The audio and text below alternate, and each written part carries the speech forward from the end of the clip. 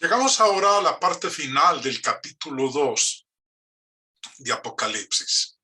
Ya hemos estudiado el mensaje que el Señor dirigió a la iglesia en Éfeso, también a la iglesia en Esmirna, a la iglesia en Pérgamo.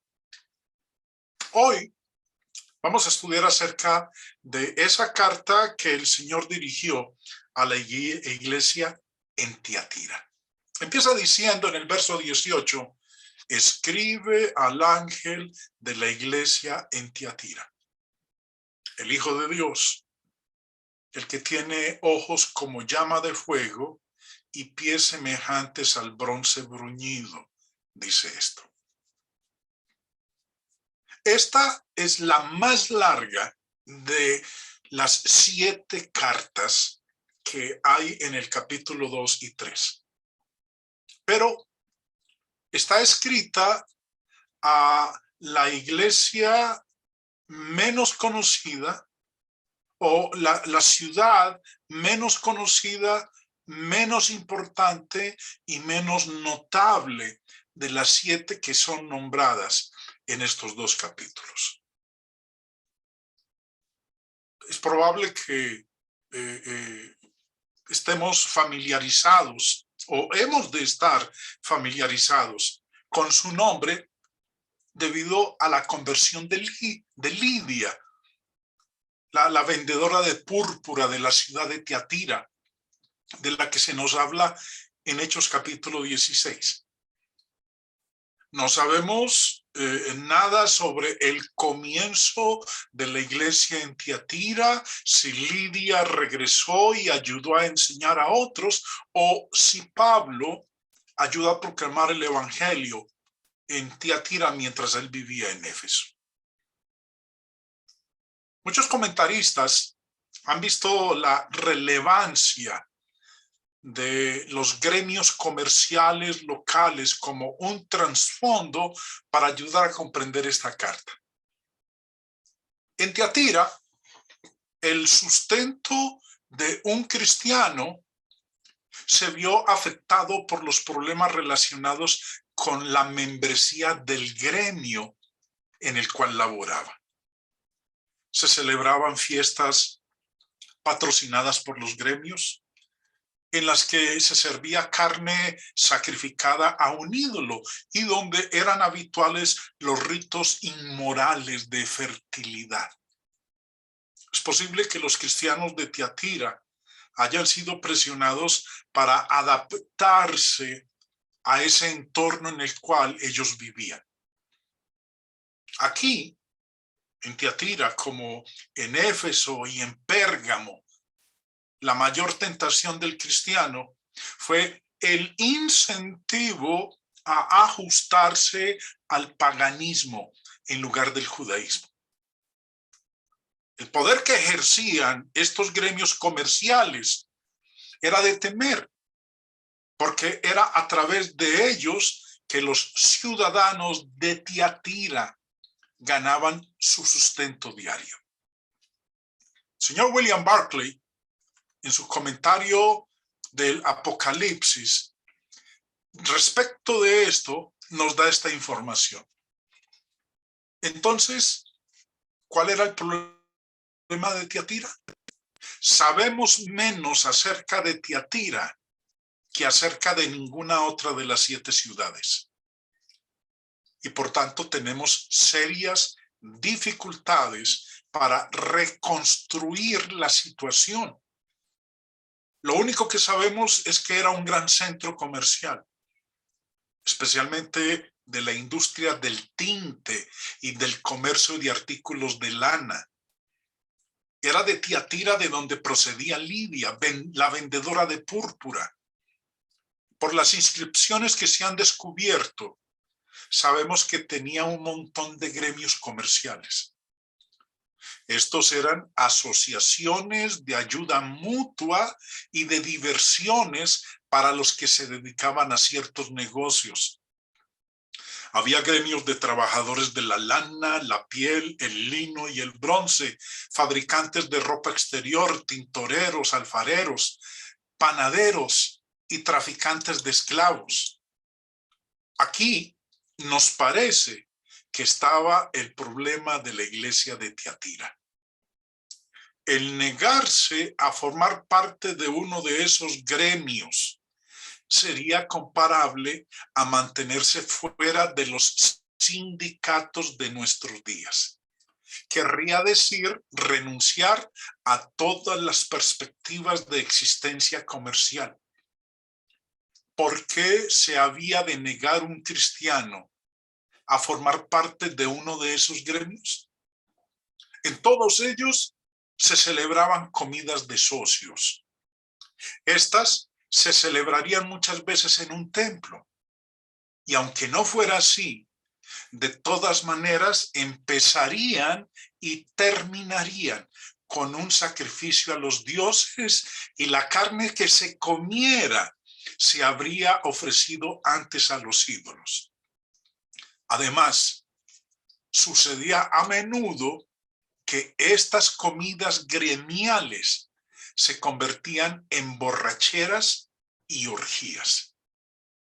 ¿Les estaba permitido a un cristiano participar de tales reuniones? Con esta información que nos provee el señor Barclay en su comentario, entonces tenemos ya una idea de la situación que vivían los cristianos en la ciudad de Tiatira. ¿Cuál era la dificultad que ellos estaban experimentando? Bueno, eso es lo que podemos nosotros aprender respecto de el ambiente bajo el cual se movía la ciudad de Tiatira. Ahora, el versículo nos habla de el Hijo de Dios. Escribe al ángel de la iglesia en Tiatira, el Hijo de Dios. Este título aparece solo aquí, en Apocalipsis. Y este título es un resumen de la descripción total de Jesús en el capítulo 1. Pero hay otros dos aspectos bajo los cuales él se autodesigna en este versículo. Él dice que él es el que tiene ojos como llama de fuego. Decir que tiene ojos como llama de fuego pueden representar dos cosas. Una, la ira ardiente contra el pecado. O dos, la terrible penetración de esa mirada que despoja de los disfraces y penetra hasta lo más íntimo de la persona. Los ojos de fuego pueden expresar la energía de Dios, fiera e incansable. Esto es lo que nosotros podemos inferir de lo que significa cuando el Señor se describe de esa manera, como el que tiene ojos como llama de fuego. Y la otra autodesignación del Señor para con sí mismo es la de que sus pies son semejantes al bronce bruñido. El comentario del señor Barclay es claro al respecto y quiero que lo leamos. Dice, la palabra que traducimos por bronce pulido o, como lo dice la Reina Valera, bronce bruñido, es jalcoibanón. No se sabe a ciencia cierta qué metal era. Tal vez se trataba del fabuloso compuesto llamado electrum, que los antiguos creían que era una aleación de oro y plata, y más preciosa que cualquiera de los dos. Aquí de nuevo es el Antiguo Testamento, el origen de la visión de Juan. En Daniel se nos dice del mensajero divino que eran sus pies o piernas como de color de bronce bruñido. En Ezequiel se dice de los seres angélicos que les centelleaban los pies a manera de bronce muy bruñido. Puede ser que debamos ver dos cosas en esta figura. El bronce representa la fuerza, la estabilidad de Dios. Y los rayos resplandecientes, la velocidad, la prontitud de Dios para venir en ayuda de los suyos o para castigar el pecado. En otras palabras, sus pies están listos para pisotear y reducir a cenizas a todos los que ceden a sus seducciones. Es un mensaje este mensaje que empieza aquí no es precisamente un mensaje muy tranquilizante. Bueno, así es como el Señor introduce su saludo y también cómo se autodesigna, cómo se identifica para con esta iglesia. En el orden, como están escritas las cartas, sigue a continuación lo que el Señor elogia de esta iglesia. Versículo 19. Yo conozco tus obras y amor y fe y servicio y tu paciencia, y que tus obras postreras son más que las primeras. Jesús conoce la fidelidad de la iglesia en las obras. Este es un elogio sobresaliente porque el amor es la esencia del cristianismo. Amar a Dios significa que uno guarda sus mandamientos. Amar a nuestros hermanos también implica servicio. Una disposición humilde para ministrar como una efusión de amor y fe. La fe une al hombre con su hacedor y se perfecciona mediante la obediencia. La perseverancia describe sus esfuerzos constantes y firmes en seguir al Señor, incluso en medio de las pruebas y de las desilusiones. Además, en la parte final del verso, el Señor dice que estaban aumentando en estatura espiritual. Tus obras postreras son más que las primeras. No se habían limitado exclusivamente en resistir, sino también en aumentar en sus obras. Recordemos cuando estábamos estudiando la primera carta a la iglesia en Éfeso, que Éfeso había dejado su primer amor. Había dejado que se desvaneciera y que languideciera, mientras que Tiatira había mantenido su amor encendido. Después de elogiarla, el Señor presenta su queja. Dice en el versículo 20, pero tengo unas pocas cosas contra ti, que toleras que esa mujer Jezabel, que se dice profetiza, enseñe y seduzca a mis siervos a fornicar y a comer cosas sacrificadas a los ídolos. Como hablábamos hace un momento en la introducción acerca de Tiatira, el entorno que se vivía en esta ciudad y también la injerencia que tenía sobre los cristianos, de ella se nos habla aquí en este versículo 20. Después de leer el verso anterior en donde el Señor elogia a la iglesia en Tiatira, en donde les dice que conoce sus obras, que sus obras postreras son más que las primeras, uno pensaría que la iglesia de Tiatira era sobresaliente, que seguramente no tendría fallas, pero eso no era el caso. La iglesia de Tiatira tuvo problemas. ¿Y por qué? Porque toleraba a una mujer. Esa mujer se llamaba Jezabel. El nombre de Jezabel recuerda o nos hace recordar a una mujer del Antiguo Testamento, la esposa del rey Acab. Primera de ellos 21:25 nos dice: a la verdad ninguno fue como Acab, que se vendió a hacer lo malo ante los ojos de Jehová, porque Jezabel su mujer lo incitaba. Eso era lo que hacía esta mujer también en Tiatira. Incitaba a los cristianos al pecado, como la Jezabel del Antiguo Testamento lo hizo con su esposo, con el rey Acab. ¡Qué decepción!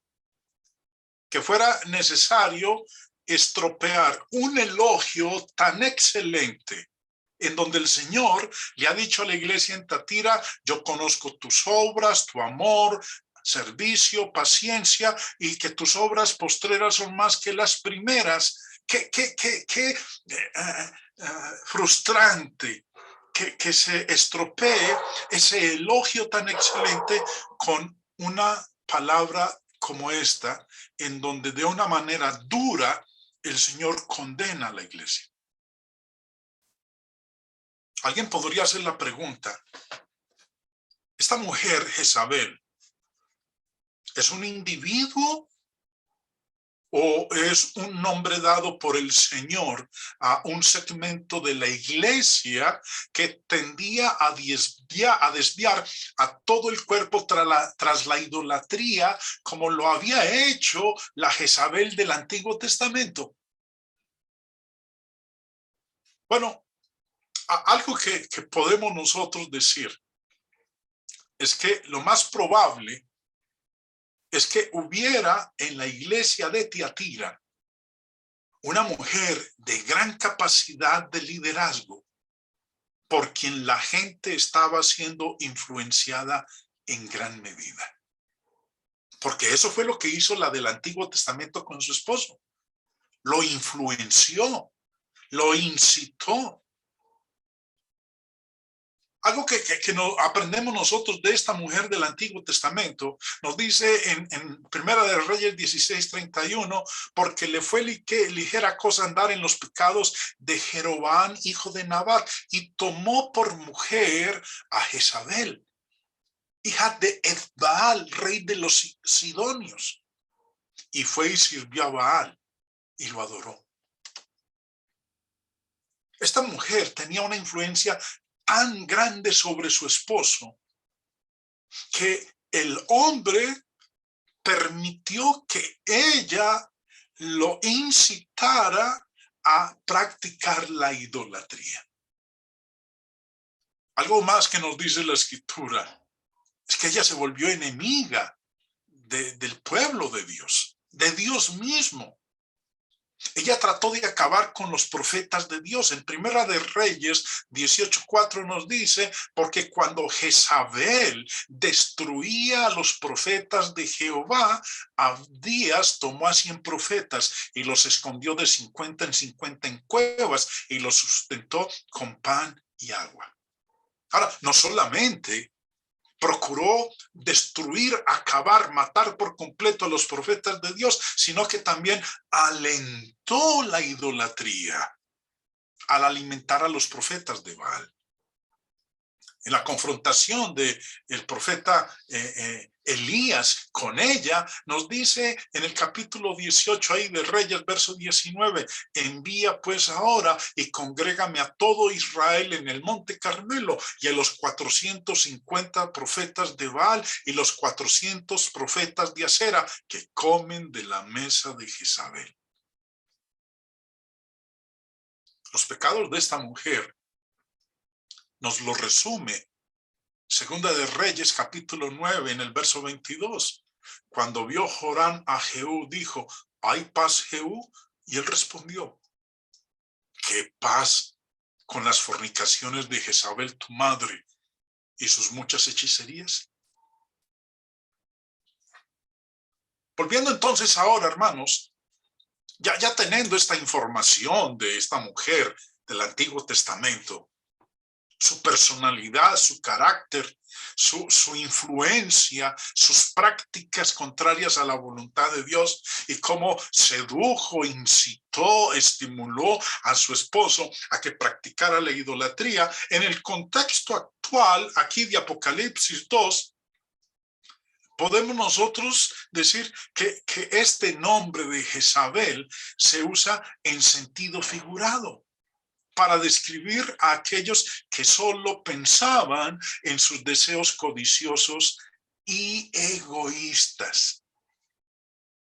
Presumiblemente, una mujer influyente, designada aquí en el verso 20 de Apocalipsis 2 como Jezabel, enseñaba que un cristiano podía unirse a un gremio de la ciudad, a un gremio comercial de la ciudad y participar en sus fiestas sin comprometer su fe. Evidentemente, recordemos nosotros, ¿qué enseñaba ella? Ella enseñaba y seducía a los cristianos a fornicar y a comer cosas sacrificadas a los ídolos. Evidentemente, comer carne sacrificada a los ídolos era un gran problema social para los cristianos de esa época. Si uno fuera miembro de un gremio comercial, se lo alentaría especialmente a participar, o de lo contrario, se lo discriminaría. Negarse a participar en estas fiestas a menudo significaba que un hombre perdería su trabajo, su oficio y se convertiría en un paria. Además de la amenaza de muerte si no cumplían con el culto al emperador impuesto por el Estado, enfrentaron la tentación de sus pares de disfrutar de los placeres del mundo, o de lo contrario, perderían sus ingresos y su posición social.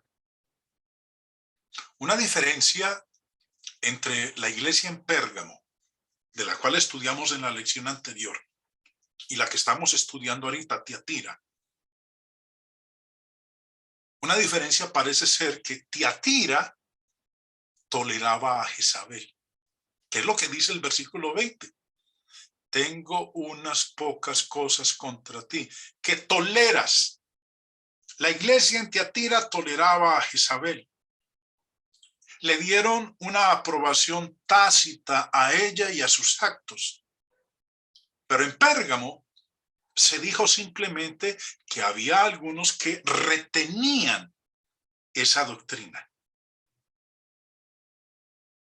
En Tiatira no hay indicio de que alguien pudiera oponerse. Una iglesia fiel ejercerá disciplina. No reprender a las personas que defienden la falsa doctrina o que viven en relaciones impías es lo mismo que tolerarlas. La paz nunca debe buscarse a expensas de la verdad. Una iglesia que alberga la impiedad tiene una mente secular y un barniz espiritual que compromete la fe. Luego, en el versículo 21, dice el Señor, y le he dado tiempo para que se arrepienta, pero no quiere arrepentirse de su fornicación. ¿Qué dijo el Señor? Le he dado tiempo para que se arrepienta. El Señor nos da tiempo para arrepentirnos. Retrocedamos. Antiguo Testamento. Antes del diluvio. Dios observa cómo la humanidad se ha pervertido. Nos dice ahí en Génesis 6, se corrompió la tierra delante de Dios y estaba la tierra llena de violencia. Y miró Dios la tierra, y aquí que estaba corrompida, porque toda carne había corrompido su camino sobre la tierra. Dijo pues Dios a Noé: he decidido el fin de todo ser, porque la tierra está llena de violencia a causa de ellos, y aquí que yo los destruiré con la tierra. Pero esa destrucción no fue un acto inmediato. Dios a los antediluvianos les dio tiempo para que se arrepintieran y no perecieran en la destrucción. El apóstol Pedro nos dice en su primera carta, capítulo 3, verso 20, los que en otro tiempo desobedecieron, cuando una vez esperaba la paciencia de Dios en los días de Noé, mientras se preparaba el arca. ¿Qué hizo Noé mientras preparaba el arca? Les predicó, les exhortó, los invitó al cambio, al arrepentimiento, mientras Dios seguía teniendo paciencia. ¿Y durante cuánto tiempo Dios les tuvo paciencia? Porque dice ahí el verso 21, le he dado tiempo para que se arrepienta. ¿Cuánto tiempo les dio Dios a estos antediluvianos para que se arrepintieran? Bueno, Génesis 6:3 dice, y dijo Jehová, no contenderá mi espíritu con el hombre para siempre, porque ciertamente él es carne, mas serán sus días 120 años. ¿Cuánto tiempo les dio a ellos para que se arrepintieran? 120 años. ¿Pero qué ocurrió? No quisieron arrepentirse. Ya sabemos cómo terminó. Nínive, la capital del imperio asirio. Aquí aparece un profeta de Dios, Jonás. ¿Qué instrucción le dio Dios a Jonás? Dice ahí, versículo 1. Vino palabra de Jehová a Jonás, hijo de Amitai, diciendo, levántate y ve a Nínive, aquella gran ciudad, y pregona contra ella, porque ha subido su maldad delante de mí. Antes del diluvio, había subido la maldad a un grado extremo. Ahorita, con respecto a esta ciudad, Dios dice, ha subido su maldad delante de mí. En otras palabras, la maldad de ellos había rebosado la copa. Manda a Jonás. Él entonces, en cumplimiento del mandato, nos dice Génesis 3:4.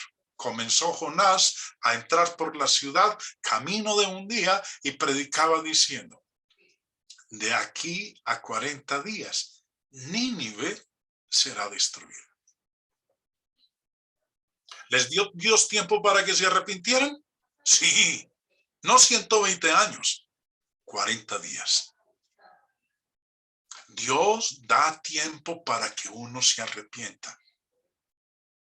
Ahora, pregunta, ¿los habitantes de Nínive se arrepintieron? Sigamos con la lectura que nos dice.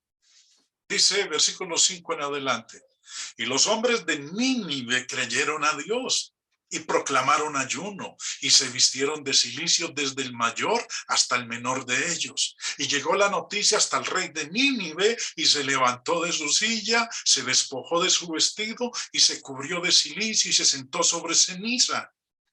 E hizo proclamar y anunciar en Nínive por mandato del rey y de sus grandes diciendo, hombres y animales, bueyes y ovejas, no gusten cosa alguna, no se les dé alimento ni beban agua, sino cúbranse de cilicio, hombres y animales, y clamen a Dios fuertemente y conviértase cada uno de su mal camino, de la rapiña que hay en sus manos. ¿Quién sabe si se volverá y se arrepentirá Dios y se apartará del ardor de su ira y no pereceremos? Y vio Dios lo que hicieron, que se convirtieron de su mal camino y se arrepintió del mal que había dicho que les haría y no lo hizo. ¿Qué pasó con los habitantes de Nínive? Sí se arrepintieron. Dios les dio 40 días. Dios no los destruyó de una. Dios siempre da oportunidad, da tiempo para que nos arrepintamos. Si perecemos, si nos perdemos, es porque no quisimos arrepentirnos. Ahora, junto con el ejemplo de los antediluvianos, los de Nínive, hablemos de los cananeos. Aquellos que vivían en la tierra que Dios le prometió a Abraham. ¿Cómo era la vida, el comportamiento de los habitantes de Canaán? Levítico 18 no lo dice. En ninguna de estas cosas os amancillaréis. Advierte Dios al pueblo antes de entrar en la tierra prometida. Pues en todas estas cosas se han corrompido las naciones que yo he hecho de delante de vosotros. Según Dios, ¿qué había pasado con las naciones que habitaban en Canaán? Se habían corrompido. Y la tierra fue contaminada, y yo visité su maldad sobre ella, y la tierra vomitó sus moradores. Porque todas estas abominaciones hicieron los hombres de aquella tierra que fueron antes de vosotros, y la tierra fue contaminada. No sea que la tierra os vomite por haberla contaminado, como vomitó a la nación que la habitó antes de vosotros. El lenguaje que el Señor utiliza aquí para hablar lo que le pasó a Canaán es un lenguaje claro, sencillo y entendible.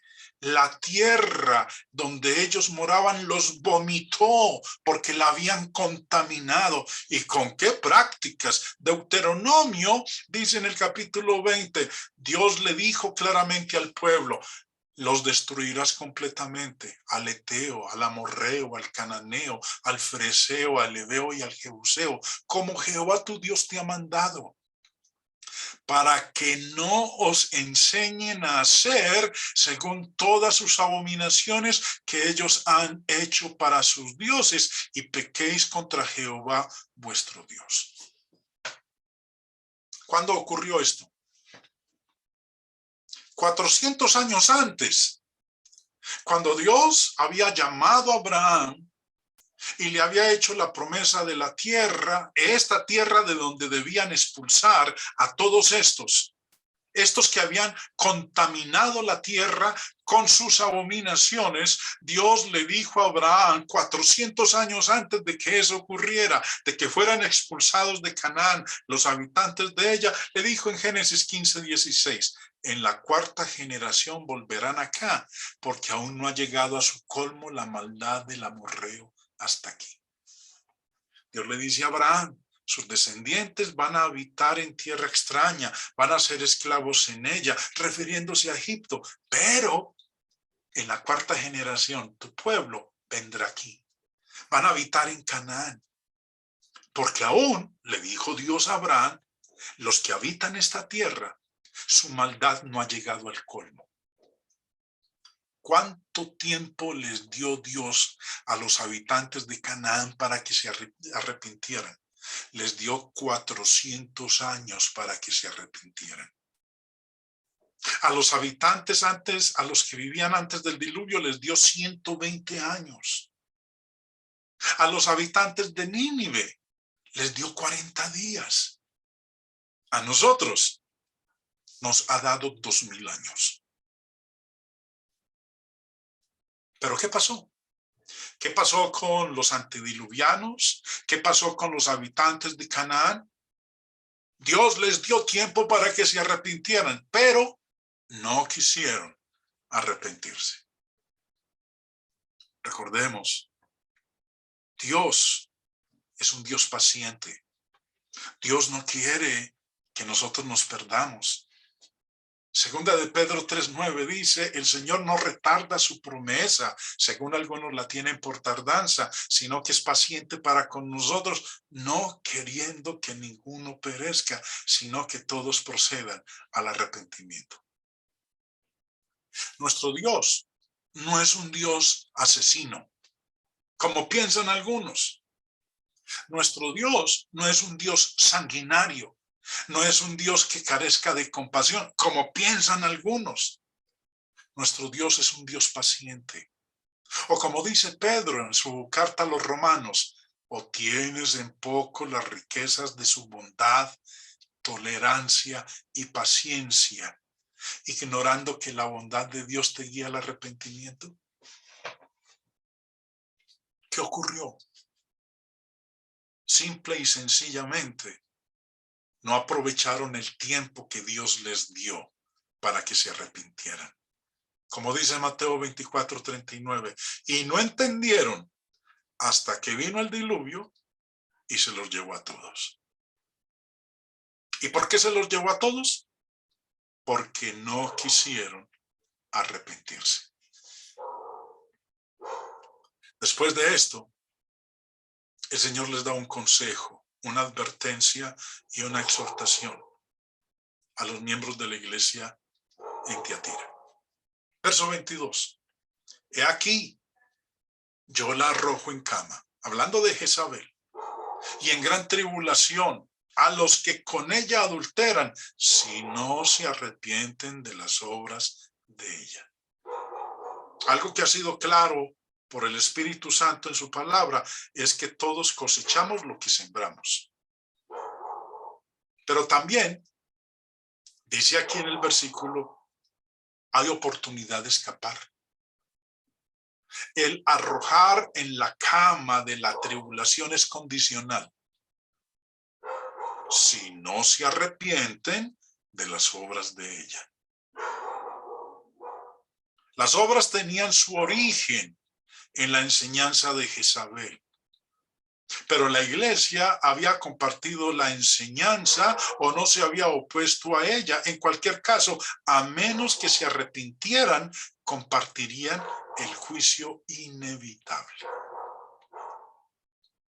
Continúa diciendo, verso 23, y a sus hijos heriré de muerte. Y todas las iglesias sabrán que yo soy el que escudriña la mente y el corazón, y os daré a cada uno según sus obras. El Señor ve los motivos que hay en nuestro corazón. Él sabe cuando nuestro pecado se comete por debilidad de la carne o es un acto de rebelión contra su voluntad, porque Él es el que escudriña la mente y el corazón. Él conoce el grado de nuestra responsabilidad en función de nuestras oportunidades y habilidades. Él sabe cuando nuestras excusas son débiles. Él sabe si nos comparamos por lo que otros hacen o por el estándar de su palabra. A través de la experiencia de esta iglesia, todo cristiano debe darse cuenta de las consecuencias de tal comportamiento de compromiso. El pecado no puede ser tolerado, ni tampoco el compromiso sin las terribles consecuencias de tal disposición. Porque Jesús, que tiene ojos como llama de fuego, busca debajo de la superficie y ve cada disposición secreta. Por eso dice, yo soy el que escudriña la mente y el corazón. Verso 24.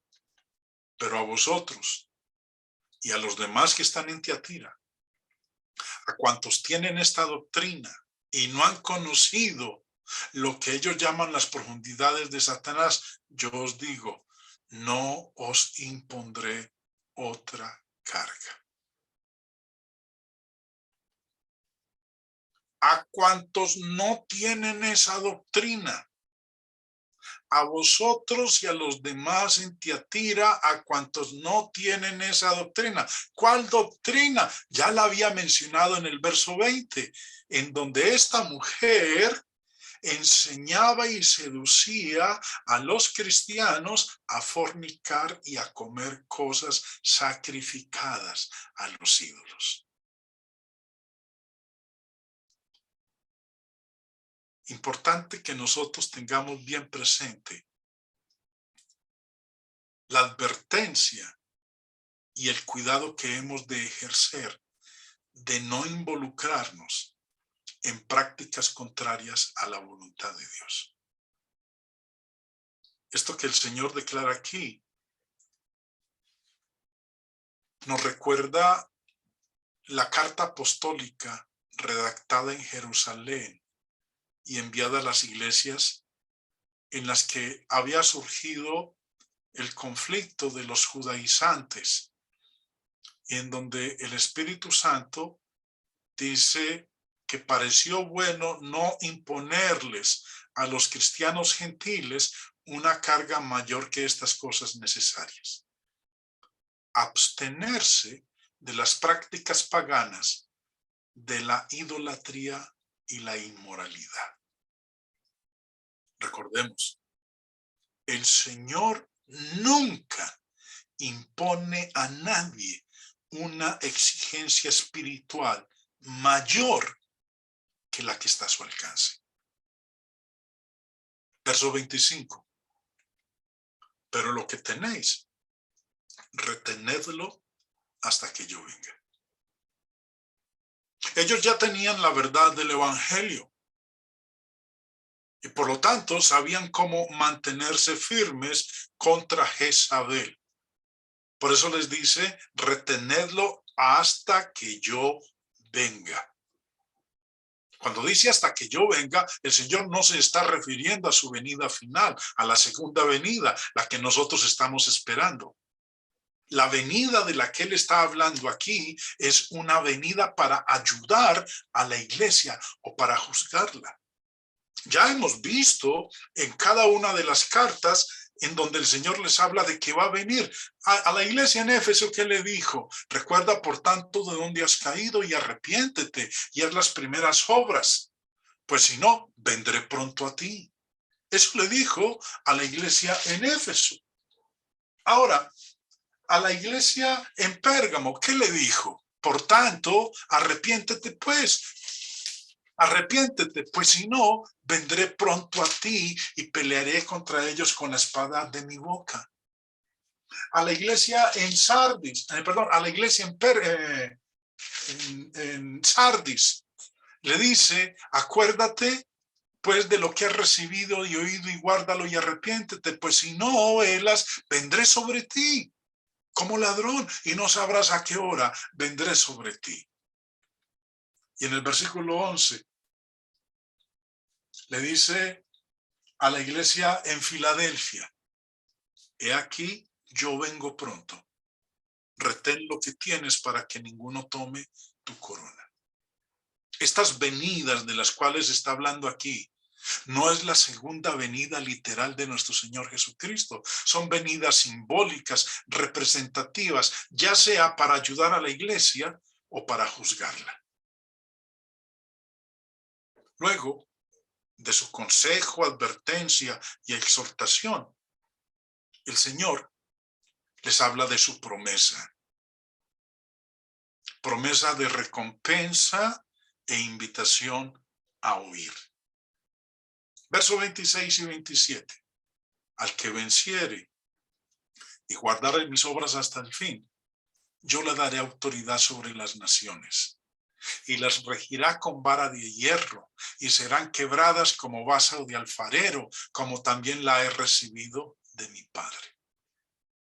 Al que venciere y guardare mis obras hasta el fin.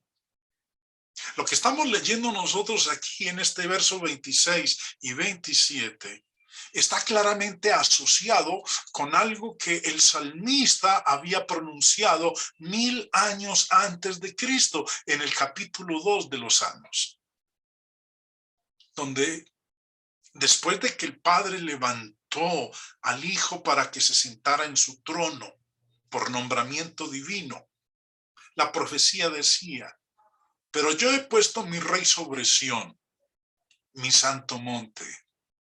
Yo publicaré el decreto. Jehová me ha dicho, mi hijo eres tú, yo te engendré hoy. Pídeme y te daré por herencia las naciones y como posesión tuya los confines de la tierra. Los quebrantarás con vara de hierro, como vasija de alfarero los desmenuzarás. Y esto que Dios le prometió a su hijo y que lo obtuvo cuando él ascendió al cielo después de haber resucitado de entre los muertos, cuando él empezó y recibió como herencia las naciones y las rigió con vara de hierro. Esto mismo es lo que el Señor ofrece a aquel cristiano que venza y guarde sus obras hasta el fin. Regirá con vara de hierro a las naciones y las quebrará como vaso de alfarero, como dice la ley, como yo también la he recibido de mi Padre. Finalmente, versículo 28, y le daré la estrella de la mañana. En el capítulo 22, que ya lo estudiamos hace un par de semanas, terminando el libro, Jesús se identifica a sí mismo como la estrella resplandeciente de la mañana.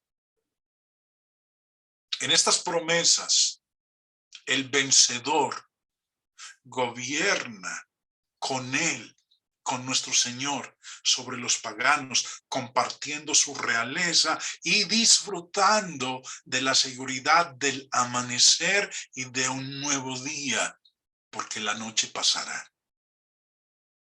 Culmina esta carta a la iglesia en Tiatira, diciendo nuestro Señor, verso 29, el que tiene oído, oiga lo que el Espíritu dice a las iglesias. Una vez más, la invitación para todos ustedes, mis hermanos, para el próximo miércoles, en el estudio ya del capítulo 3, donde vamos a empezar a estudiar la carta, el mensaje que el Señor envió a la iglesia en Sardis.